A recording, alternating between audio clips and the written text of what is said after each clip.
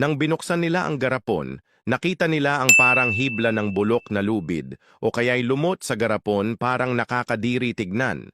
Pero hindi, isa pala itong napaka-espesyal na keso. Tinatawag itong Seville cheese, isang tradisyonal na delicacy na paborito ng mga tao sa Turkey. Hindi ito hugis blok tulad ng karaniwang keso na alam natin. Ito ay pahaba at hibla-hibla, parang sinulid na nabuo mula sa gatas ng baka o tupa. Sa proseso ng paggawa, pinapaasim muna ang gatas hanggang sa maghiwalay ang mga piraso. Saka ito pinapainit at hinahalo. Paulit-ulit na inuunat hanggang maging pino ang mga hibla. Pagkatapos inilalagay ito sa mga garapon na plastic para i-ferment. Habang tumatagal, nagkakaroon ng manipis na balot ng amag sa ibabaw, pero hindi ito sirang pagkain. Sa halip ito ang nagbibigay ng mas malalim na lasa at mas kakaibang tekstura. Sa katunayan para sa mga lokal, mas maraming amag, mas tunay at mas masarap ang keso. Karaniwan itong kinakain kasama ng mainit na flatbread.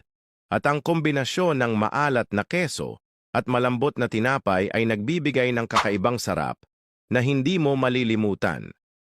Isang patunay na minsan, ang mga pagkain na mukhang kakaiba, sila pala ang pinakamasarap. Ang babaeng ito ay may matalinong diskarte. Gumawa siya ng napakasarap na cake na siya lang ang nakakaalam. At sa video na ito, makikita natin kung ano ang sekreto niya. Unang ginagawa niya ay ang paghahanda ng brown sugar. Hinihiwa ito ng maliliit mula sa isang block ng handmade na asukal, saka tinutunaw sa tubig hanggang maging makapal at mabango ang syrup.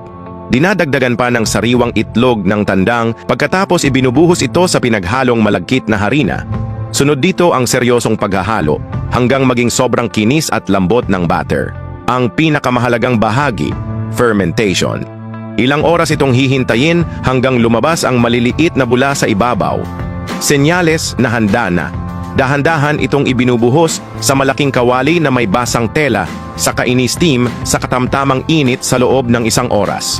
Habang niluluto, kumakalat na sa hangin ang matamis na amoy at pag binuksan ang takip, sasalubong sa iyo ang mainit at mabangong singaw. Ang resulta, malambot at medyo matigas sa labas, ngunit magaan at puno ng maliliit na butas sa loob. Sa unang kagat, matamis, pero hindi nakakaumay, malasa at chewy. Kaya pala kahit maaga pa lang, humahaba na ang pila. Kung gusto mong malasahan ito, mas mabuting magpunta ka ng mas maaga para matikman ito.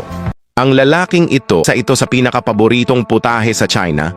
Ang sikreto, malutong na balat at karne na parang natutunaw sa bibig sa sobrang lambot. Una, kumukuha sila ng sariwang pork belly, sakto ang taba at laman. Ilulubog muna ito sa malamig na tubig at pakukuluan saglit para mawala ang lansa.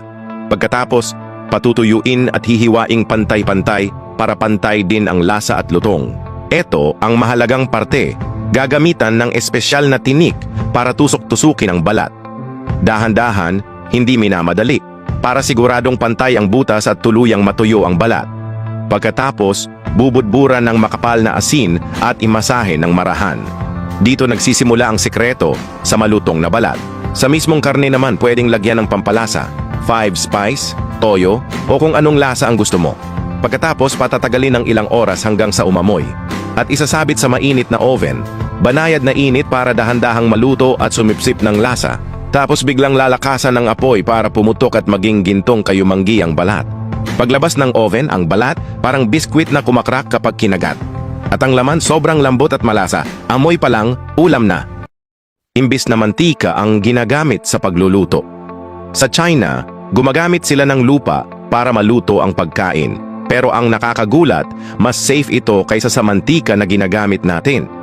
Nagsisimula ito sa maingat na pinipiling dilaw na lupa mula sa malalim na bahagi ng lupa, matatag, malinis at walang amag o kemikal. Dahan-dahan itong sinusala para matanggal ang maliliit na bato at ugat hanggang pino na lang ang natitira. Pagkatapos pinapaaraw at ini-stir fry sa malaking kawali sa malakas na apoy ng mahigit 30 minuto para masigurong patay ang bakterya at itlog ng insekto. Habang ginagawa ito, hinahanda ang masa mula sa puting harina na hinaluan ng asin, Sichuan pepper o 5 spice powder. Minamasang parang tinapay, pinapahinga, tapos pinapapatag at ginugupit sa parisukat. Ilalagay ang mga piraso ng masa sa kumukulong luwad at patuloy na hinahalo. Sa huli, ang masa ay muling stir-fry kasama ang mainit na dilaw na lupa o buhangin mula sa ilog para mawala ang lahat ng moisture at maging malutong ang labas. May bahagyang buhaghag na kagat, malutong, madaling mabasag at walang lagkit tulad ng pino at mamahaling butil. Pero may kakaibang siksik at nakakabusog na sarap. Habang ang iba ay pasimple na lang itong nilalagay ang kanilang tinapay sa oven at maghihintay na lang para maluto. Ngunit sa Samarkand, iba ang estilo nila. Gumagamit sila ng tradisyonal na oven, kung saan ang manggagawa mismo ay kailangang pumasok sa naglalagablab na pugon. Ganito ginagawa ang kanilang kilalang clay oven bread tuwing umaga. Una, gumagamit ang chef ng mixer para haluin ang libo-libong kilo ng dough, takpan at hayaang magpahinga ng 2 oras.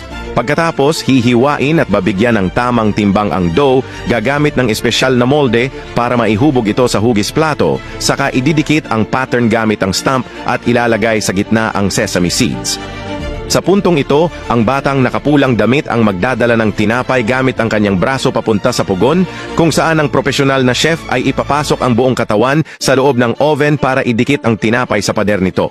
Nakakakilig at nakakatakot dahil kahit matibay ang pugon, isang maling hakbang lang ay maaaring mauwi sa panganib. Pagkatapos mailagay ang lahat ng tinapay, ibubuhos ang maraming tubig at takpan ng basang tela para maging malambot at makatas ang bawat loaf. Mga kalahating oras lang, maalis na ang tinapay gamit ang espesyal na kagamitan. Bawat isa ay may bigat na 8 pounds. Malambot at may kakaibang lasa na parang hindi ordinaryong tinapay. Alam mo ba na may... Naku, nakakasiguro ka bang totoo ang mga itlog mo? Sa katunayan, 99% ng mga Amerikano ang naloloko. Itong pinakamalaking pekeng kumpanya ng itlog ang naglantad ng scam. Sa loob ng workshop, wala talagang manok. Mga hanay lang ng malalaking tangke ng paghahalo. Ang mga manggagawa ay nagbubuhos ng starch, mga kulay ng gel at mga lasa. Ang mga makina ay umiikot ng walang tigil na bumubuo ng makapal na likidong itlog upang magmukhang totoo. Nagdagdag sila ng ginintuang kulay, parang mga sariwang itlog ng basilan na alaga natin. Pagkatapos ay pinupuno ng likidong itlog ang mga hulma, pinainit sa mga steam oven upang hawakan ng hugis. Makalipas ang ilang minuto, ipinanganak ang mga bilog na pekeng itlog, kahit na ang mga shell ay gawa ng tao na mga materyales. Hawakan ang mga ito at sila ay hugis totoo. Bumukas ang isa at magugulat ka. Ang puti ng itlog at pula ng itlog ay ganap na nahahati. Ito ay parang pinakuluang itlog. May mga tumitikim na nagsasabi na ito ay mas maganda kaysa sa totoo. Kaya naman matapang nilang ibinebenta ito. Ilang sentimo lang ang halaga ng bawat isa, ngunit ang packaging ay nagsasabing protina. Walang hormone, malusog.